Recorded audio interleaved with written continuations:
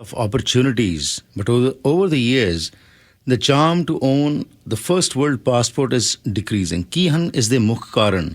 ਕਿਉਂ ਇਮੀਗ੍ਰੈਂਟਸ ਇੱਥੇ ਹੁਣ ਵਾਪਸ ਜਾਣਾ ਚਾਹ ਰਹੇ ਨੇ, ਜਿਹੜੇ ਸਕਿਲਡ ਕਲਾਸ ਵਿੱਚ ਇੱਥੇ ਆਉਂਦੇ ਨੇ, ਪੜ੍ਹੇ ਲਿਖੇ ਆਉਂਦੇ ਨੇ? ਉਸ ਬਾਰੇ ਆਓ ਜਾਣਕਾਰੀ ਲੈਂਦੇ ਹਾਂ ਅਸੀਂ ਕੁਬੇਰ ਕਮਾਲ ਜੀ ਤੋਂ, ਜਿਹੜੇ ਕਿ ਸਾਡੇ ਮਹਿਮਾਨ ਨੇ, ਇਮੀਗ੍ਰੇਸ਼ਨ ਕੰਸਲਟੈਂਟ ਨੇ ਟੋਰਾਂਟੋ ਤੋਂ। Kuber Kamal ji, welcome to the programme. Thank you sir, thank you. शुक्रिया समय निकाल के हमारे साथ बात करने के लिए।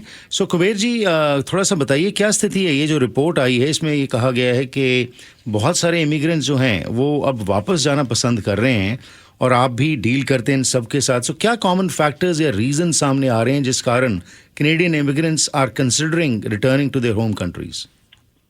वेल, सबसे बड़ी पहली बात तो यही होती है कि लोग जब कनाडा आते हैं बहुत सारे एस्पिरेशंस के साथ आते हैं, बहुत सारे ड्रीम्स के साथ आते हैं, ऑब्जेक्टिव्स के साथ आते हैं। अब जाहिर बात है कोई भी एक कंट्री दूसरी कंट्री छोड़ के मतलब क्यों जाएगा, अपना घर बार छोड़ के क्यों जाएगा? जी। बेटर लाइफस्टाइल होता है, बेटर जॉब्स होते हैं, टू मेक मोर मनी होता है, फैमिली के साथ जाना चाहते हैं, फैमिली के साथ यहाँ पे आके सेटल होना चाहते हैं। बट जब आज की डेट में जब वो कनाडा आते हैं तो यहाँ पे सबसे पहले तो जब उनको चाहे वो कितनी भी रिसर्च कर ले, वो कहते हैं ना कि मतलब असलियत एक अलग ही होती है। जी जी। तो इतना रिसर्च करने के बाद भी जब वो कनाडा आते हैं, cost of living I think is one of the biggest issues जो वो फेस करते हैं। मतलब वो इमेजिन नहीं कर पाते कि कॉस्ट ऑफ लिविंग कितना इम्पैक्ट कर सकता है। दूसरा, जॉब्स जो है, सपोज करें कोई सीनियर मैनेजर लेवल पे है, डायरेक्टर लेवल पे है, अब कनाडा जब आता है तो उसको फिर से शुरू करना पड़ता है, या तो start the career all over again. फिर डिमोटिवेटिंग हो जाता है। फिर तीसरी फिर बात आती है कि सपोज करें कोई डॉक्टर अब यहाँ पर आके उनको लाइसेंसिंग फिर से करनी पड़ती है, सर्टिफिकेशन फिर से करनी पड़ती है। अब देखिए कोई एक डॉक्टर है जिसको 10 साल का एक्सपीरियंस है, इंडिया में है, पाकिस्तान में है, कहीं पे भी है, तो डॉक्टर ही है। एक इंसान का जो जिस्म है वो तो सेम ही है, बट फिर यहाँ पर आके उनको फिर से वो पढ़ाई करनी है, फिर से सर्टिफिकेशन लेना है, फिर से लाइसेंस लेनी है। Sometimes the wait for that could be several years, right, and that is again very demotivating. तब तक वो इंसान क्या करेगा? मतलब they would have to do survival jobs, they would have to do some sort of entry level jobs, again very demotivating। आप तो Vancouver में हैं, वहाँ पे तो ऑब्वियसली आपको पता है रियल एस्टेट की क्या हालत है। जी, तो जी। इंसान घर ही अफोर्ड नहीं कर पाता सालों साल। ओंटारियो में भी कोई अच्छा बेटर कोई नहीं है ऐसा माहौल, right. It will take you years before you can build a house। So when you have these kind of economic conditions around you, तो आप एज एन इमिग्रेंट आप क्या करोगे? आप चाह रहे हो कि आप अपना घर बार छोड़ के, कंट्री छोड़ के, फैमिली छोड़ के, लोगों को छोड़ के दूसरी कंट्री में आ रहे हो ताकि आप कुछ अपनी अच्छी लाइफ बना सको। यहाँ पर आके अगर आपको लग रहा है you have to start from the beginning, not only do you have to start from the beginning, the struggle is even more steep. The curve to get to where you want to be is very very steep, right। फिर the demotivating factor is really pushing you to go back। फिर आप छोटी छोटी दूसरी देख लीजिए कि मतलब इंडिया में है, एशियन कंट्रीज में है, मिडिल ईस्ट में है, वो कहते हैं ना वो एक ह्यूमन कल्चर में जो एक आपको जो क्रीचर कंफर्ट मिलता है, चाहे वो हाउस हेल्प है, डोमेस्टिक हेल्प है, खाना मंगाना है, किसी से कुछ काम करवाना है, तो बहुत आराम से, आसानी से एक रीजनेबल रेट में आप करवा सकते हैं। जी। कनाडा में तो एवरीथिंग इज DIY, खुद करिए या फिर बहुत महंगा करवाइए। Right.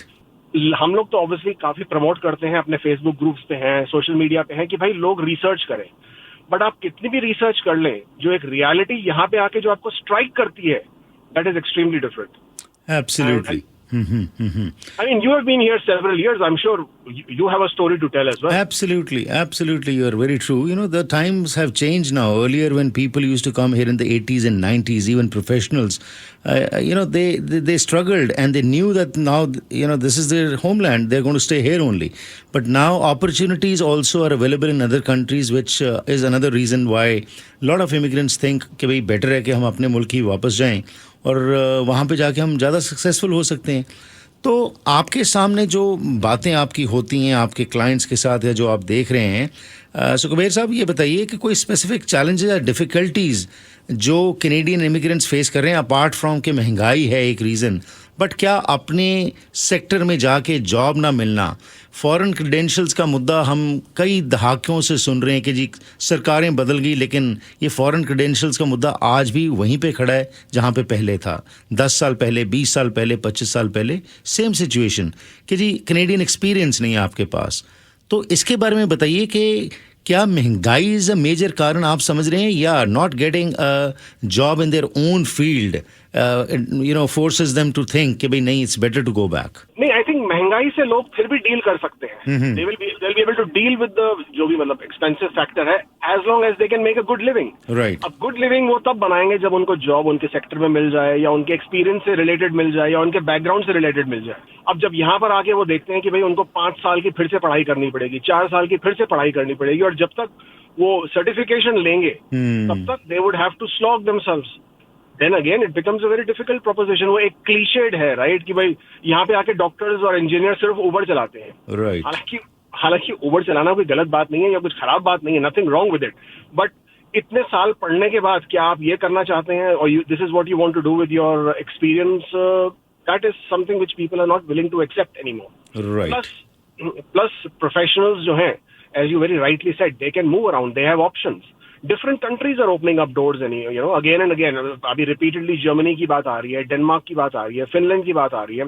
These countries are opening up. Japan की बात आ रही है कि they are also now again beginning to open up and invite immigrants.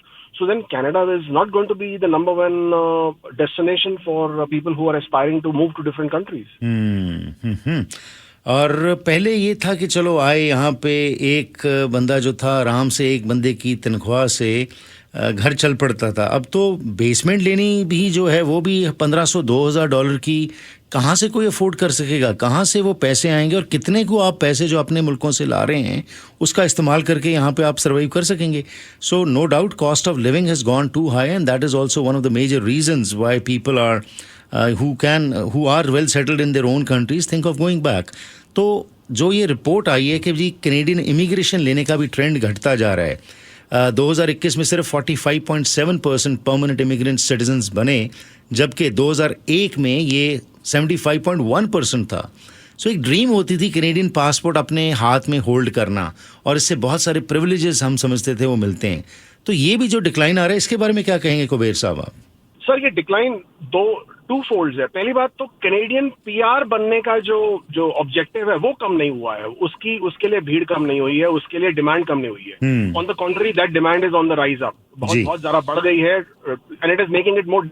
जो सिटीजनशिप, जो सेकंड स्टेप है, फाइनल जो कहते हैं ना डेस्टिनेशन ऑफ एनीबडी, कि भाई कैनेडियन पासपोर्ट लेना है, वो एक डिफरेंट लेवल्स में वो एक उसका डिक्लाइन इसके लिए आ रहा है. पहली बात तो जो numbers, the percentage that you are talking about. So you are talking about the जो स्टैटिस्टिक्स आ रहे हैं उसके बारे में आप बात कर रहे थे कि क्यों लोग जो हैं अब पासपोर्ट्स लेने के हक में नहीं है कैनेडियन. सर, काफी सारे जो लोग कनाडा आते हैं मिडिल ईस्ट से बहुत आ रहे हैं, दुबई से, कतार से जी. और इन लोगों का there already drawing very good salaries जहां से भी आ रहे हैं, क्योंकि दिरहम की जो वैल्यू है या रियाल की जो वैल्यू है वो काफी हाई है in compare to Indian rupees जी. तो जब वो कनाडा आते हैं, पहली बात तो उनको एक बहुत बड़ा शॉक लगता है, क्योंकि वो जो इनकम यहाँ पे बनती है इनकी, वो मैच नहीं कर पाती. मिडिल ईस्ट में दूसरी इशू ये है कि उनका टैक्स फ्री है और यहाँ पे taxes are very high. Right. So a lot of them when they come there again it's the same cultural shock. तो a lot of them, what they would do is then they would have their families over here, they themselves will move that they can continue earning over there. एक तो ये हो जाता है. दूसरा, एक time होता था जब as an Indian get a visa to a different country was quite difficult. आपको आराम से वीजा नहीं मिलते थे किसी दूसरी कंट्री के. आज की डेट में वो नहीं है. आज की डेट में आप कहीं भी जाना चाहें आपको आराम से वीजा मिल जाता है. तो सबसे बिगेस्ट बेनिफिट आपको जो कैनेडियन पासपोर्ट का होता है कि वीजा फ्री ट्रैवल. बट अगर ट्रैवल में आपको कोई ऑप्शन, कोई प्रॉब्लम नहीं है, अगर आपको वीजा हर जगह के मिल जाते हैं, तो what exactly does Canadian citizenship do for you? Right. Interesting. उस हिसाब से भी अगर देखा जाए तो there are lot of people who no longer have that charm to say कि भाई मेरे को यहाँ की सिटीजनशिप चाहिए तो मेरे को इससे ये बेनिफिट मिल सकता है. राइट. एज अ पीआर रहते हुए भी अगर आपको सारे बेनिफिट मिल रहे हैं तो ठीक है, जब तक आप निकाल सकते हैं निकालेंगे. राइट. अच्छा, एक और चीज़ है कि एक समय था पहले जब हम देखते हैं कि तनख्वाहें इन मुल्कों में, भारत हो या पाकिस्तान हो, वो इतने नहीं होती थी, लेकिन अब तो सैलरीज वहाँ पे भी जो हैं बहुत अच्छी मिल रही हैं लोगों को. और जब वो आके यहाँ पे कंपेयर करते हैं कि भाई यहाँ पे स्ट्रगल करके शायद हमें $1,500 $2,000 के बीच में इनिशियली हम स्टार्ट कर रहे हैं, तो इससे ज़्यादा तो हम वहाँ पे कमा रहे हैं. और जैसे महंगाई है आने वाले दिनों में, इवन जैसे हमने पहले भी बात की कि रेंट करना भी मुश्किल हुआ पड़ा है, तो घर खरीदना तो एक बहुत बड़ा सपना ही शायद बहुत सोचते हैं रह जाएगा. सो क्या ये भी कारण हो सकता है जी कि पैरिटी जो है, पे सैलरी पैरिटी जो है, काइंड ऑफ एक तरह की बराबरी है, उसकी वजह से भी लोग समझते हैं कि भाई why struggle so much and it's better to go back where we are settled? Absolutely. I mean if you are a professional जो अपने अपने एरिया में, अपने फील्ड में एक अच्छा लेवल हासिल कर चुका है, एक अच्छा एक्सपीरियंस हासिल कर चुका है, so then for you there is already a lot of demand, you will always find lot of employers who wish to hire you, और वो आपको अच्छी सैलरी भी देंगे, और इस हिसाब से फिर आपकी कोई जरूरत नहीं बनती कि आप कोई ऐसी कम इनकम के एरिया में जाके या कम इनकम की कंट्री में जाके उसको एक्सेप्ट करें।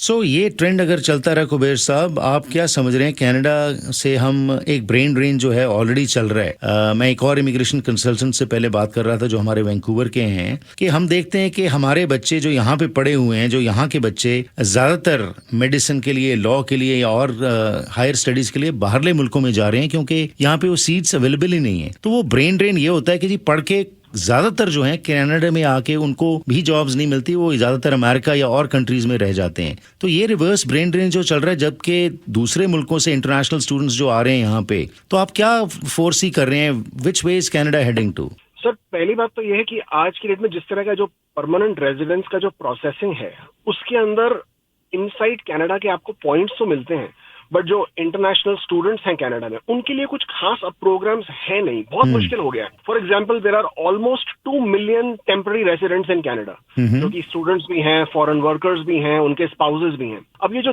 20 लाख लोग हैं, उनके पीआर ऑप्शन तो बहुत ही लिमिटेड हो गए, क्योंकि कोटा जो है, एनुअल कोटा तो सिर्फ 4 लाख, 4.5 लाख, पौने 5 लाख का है। राइट। तो why shouldn't you give preference to these people? इनको ज्यादा ऑप्शन दे, क्योंकि ये लोग ऑलरेडी यहाँ पे रह चुके हैं, इनको ऑलरेडी यहाँ की रियलिटी मालूम है, इनके पास ऑलरेडी यहाँ का एक्सपीरियंस भी आ गया है, and they will be more willing to not only become permanent residents but also then move on to becoming citizens. But ये जो सिर्फ होड़ रहती है कि हम बाहर से ही लोग लेकर आए, बाहर से ही लोग लेकर आए, तो ये जो ऑलरेडी आप 20 लाख लोग लेकर आ गए हो, उनका क्या होगा? तो that is probably the first step that they could be looking at. Secondly, अगर इन लोगों ने ये सर्टिफिकेशन और एक्रेडिटेशन का प्रोसेस इजी नहीं किया, तो ये ब्रेन ड्रेन तो चलता ही रहेगा। इनका अभी तो खैर इनको कुछ खास नुकसान दिख नहीं रहा, हालांकि नुकसान है। आप देख लीजिए हेल्थ केयर के लिए आपको कितनी देर तक वेट करना पड़ता है। भगवान ना करे अगर आपको किसी इमरजेंसी के लिए जाना पड़ गया, waiting in an ER for 5, 6, 7, 8 hours is quite common, quite normal. Oh yes. उसके बाद कहीं आपको कुछ सर्जरी करवानी है या कुछ एडिशनल हेल्थ इश्यूज हैं, उसके लिए again the waiting period is 1 year, 2 year. How are we calling ourselves the first world country? Well, so आपके हिसाब से कंप्लीट ओवरऑल सिस्टम को करने की ज़रूरत है, ताकि हम यहाँ पे सही तरीके से जो लोग आ रहे हैं उनको हम पनाह दे सकें और वो अपने आप को आगे लेके जा सकें। The system has to be completely overhauled. Do you think so? Absolutely, sir. वो कहते हैं ना कि सर यहाँ पे हम लोग इंडिया वगैरह से आए हैं, वहाँ पे हम लोग पॉलिटिक्स देखते थे, वोट बैंक वगैरह की। यहाँ पर भी वही चल रही हैं। Each party comes, they are only interested in their vote bank. एक पॉलिटिकल विल नहीं है to see the whole country changing for good. And कहते हैं कि इमिग्रेशन के बिना कनाडा मतलब बहुत मुश्किल हो जाएगा। People are growing older, the ratio of senior citizens is much higher. पर वही सब करना है। All you want is a tax paying population versus actually contributing population which will further enhance the growth of the country. वो एक political will जो है वो बहुत मिसिंग है। सो ਏਸਨ ਕੁਬੇਰ ਕਮਾਲ ਜੀ ਜਿਨ੍ਹਾਂ ਨੇ ਕਿ ਆਪਣੇ ਵਿਊਜ਼ ਸਾਡੇ ਨਾਲ ਸਾਂਝੇ ਕੀਤੇ ਹੈਗੇ ਨੇ ਤੇ ਦੱਸਿਆ ਕਿ ਕਿਸ ਤਰੀਕੇ ਨਾਲ ਇਮੀਗ੍ਰੇਸ਼ਨ ਕੇਓਸ ਜੋ ਹੈ ਚੱਲ ਰਿਹਾ ਹੈ, ਜਿਸ ਦਾ ਕਿ ਨੁਕਸਾਨ ਹੋ ਰਿਹਾ ਹੈ ਇਸ ਦੇਸ਼ ਨੂੰ, ਲੇਕਿਨ ਸਿਆਸਤਦਾਨ ਸਿਰਫ ਵੋਟ ਬੈਂਕ ਤੱਕ ਹੀ ਸੀਮਤ ਰਹਿ ਗਏ ਨੇ। ਅਸੀਂ ਆਮ ਤੌਰ ਤੇ ਇਹੀ ਕਹਿੰਦੇ ਜੀ ਭਾਰਤ ਵਿੱਚ ਜਾਂ ਹੋਰ ਮੁਲਕਾਂ 'ਚ ਜਿੱਥੋਂ ਅਸੀਂ ਆਏ ਉੱਥੇ ਵੋਟ ਬੈਂਕ ਦੀ ਰਾਜਨੀਤੀ ਖੇਡੀ ਜਾਂਦੀ ਹੈ, ਪਰ ਇੱਥੇ ਵੀ ਉਹੀ ਚੀਜ਼ਾਂ ਚੱਲ ਰਹੀਆਂ ਨੇ। ਕੋਈ ਵੀ ਪੋਲੀਟੀਕਲ ਵਿਲ ਨਜ਼ਰ ਨਹੀਂ ਆ ਰਹੀ ਸਿਸਟਮ ਨੂੰ ਬਿਹਤਰ ਬਣਾਉਣ ਦੇ ਵਿੱਚ। ਪਰ ਇਸ ਦਾ ਨੁਕਸਾਨ ਇਹ ਹੋ ਰਿਹਾ ਹੈ ਕਿ ਪੜ੍ਹੇ ਲਿਖੇ ਲੋਕ ਜੋ ਕਿ ਇਸ ਮੁਲਕ ਵਿੱਚ ਆ ਕੇ ਆਪਣੇ ਹੁਨਰ ਦੇ ਨਾਲ ਇਸ ਮੁਲਕ ਵਿੱਚ ਬੈਟਰਮੈਂਟ ਲਿਆ ਸਕਦੇ ਨੇ, ਉਹ ਵਾਪਸ ਜਾਣ ਲਈ ਤਿਆਰ ਨੇ ਤੇ ਬਹੁਤ ਸਾਰੇ ਜਾ ਵੀ ਰਹੇ ਨੇ। ਲਾਈਨਾਂ ਖੋਲਦੇ ਹਾਂ ਜੀ 604 591 9311 604 591 9311 ਤੇ ਤੁਸੀਂ ਵੀ ਫੋਨ ਕਰਕੇ ਆਪਣੇ ਵਿਚਾਰ ਦੇ ਸਕਦੇ ਹੋ। ਤੁਸੀਂ ਕੀ ਮਹਿਸੂਸ ਕਰਦੇ ਹੋ, ਕਿਸ ਪਾਸੇ ਨੂੰ ਕੈਨੇਡਾ ਜਾ